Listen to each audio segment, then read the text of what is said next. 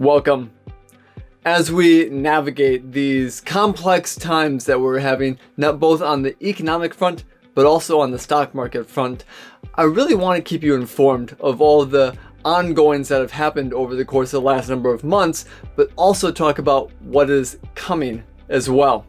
That's why today we're going to be a little different in the format of our time today, and we're not going to go through the normal wealth enhancement and all the different aspects of increasing and enhancing your wealth. I just want to take today and talk about where we are going on the economic front.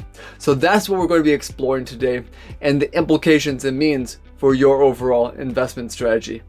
So with that, I wanted to start with the critical aspects of our economy and what they mean to you. Our analysis begins with consumer debt. And a surge of online searches, especially Google searches, for can't pay credit card really actually suggests that consumer confidence may not be as robust as we previously thought.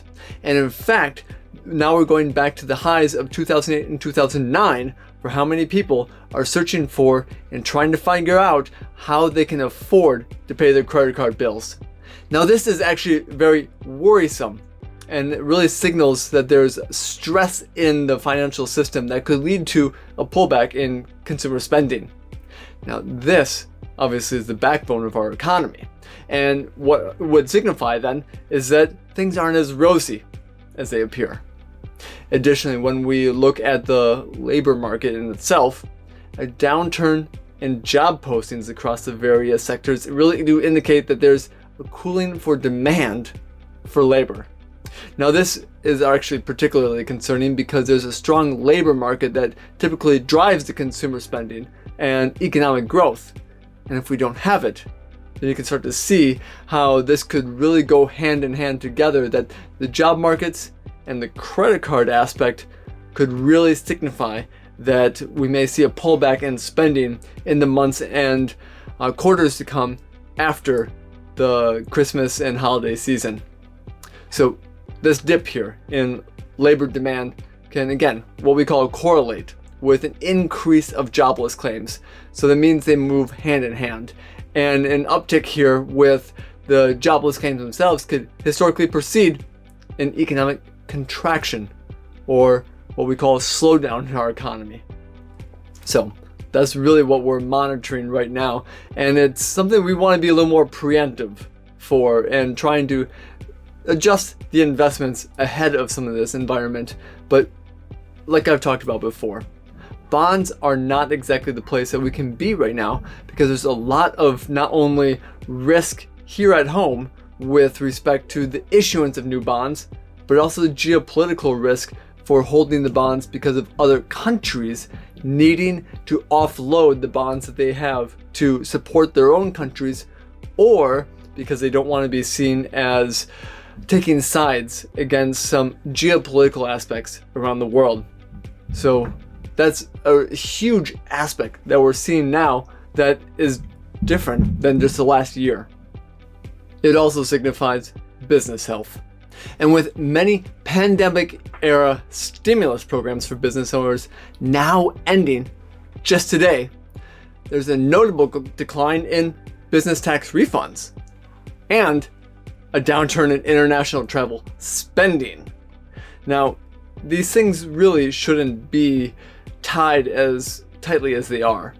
But what has been coming out more and more in the last year by a number of different whistleblowers is that instead of businesses using the stimulus plans to maintain employees, owners have been taking their families on lavish vacations around the world. So yes, even though it shouldn't be a tell, these are really signs of a broader economic headwind to come. So amid these signs, let's address actually the elephant in the room here: government spending.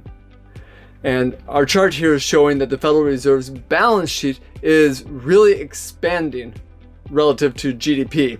And this increase is a double-edged sword. It supports our economy in the short term, but it raises questions about our long-term growth. And in the face of these challenges, Janet Yellen has actually stepped in and really done some changing of the recent Treasury auctions to infuse more and more liquidity into the stock market. And just by making some small adjustments, she, with the Treasury, has been able to really help to try to stimulate the economy in this time, which, yes, is a positive development for now. Well, in fact, she stepped in and quietly injected almost $100 billion from our Treasury and the different auctions that are taking place on November 1st, which caused a 2-week stock market rally that reversed a 3-month downslope. So, we're trying to be balanced here, but this injection of all of this liquidity is hard against the rising inflation. And that's where Jay Powell at the Federal Reserve is trying to fight. So on one hand, we have the Federal Reserve trying to fight inflation, and on the other hand, we're having the Treasury actually trying to inject more and more liquidity to keep the markets and the economy going. So that's what it's making for these volatile times, and it's more important than ever now to be strategic. Now I'm going to leave you with one thought here. Gold. Now, gold has often been considered a haven, yes, but it's even becoming more critical part of our conversation because of the storage of value against the specific money that is being placed into our system by the Treasury. So yes, we are here to help you navigate through these complex economic signals and all the different aspects of this, and if we are going into a recession or not.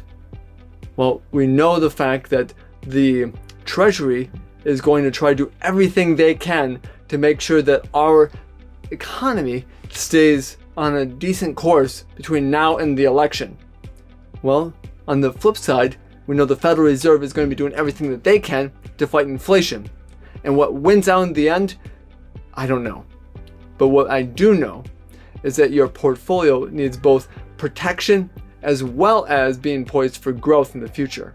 So as you have just need of someone to talk to, as you want to know more about your own personal portfolio, or if you would like a second opinion on your portfolio that you have in other places, we do help tailor strategies that fit your unique financial landscape and needs.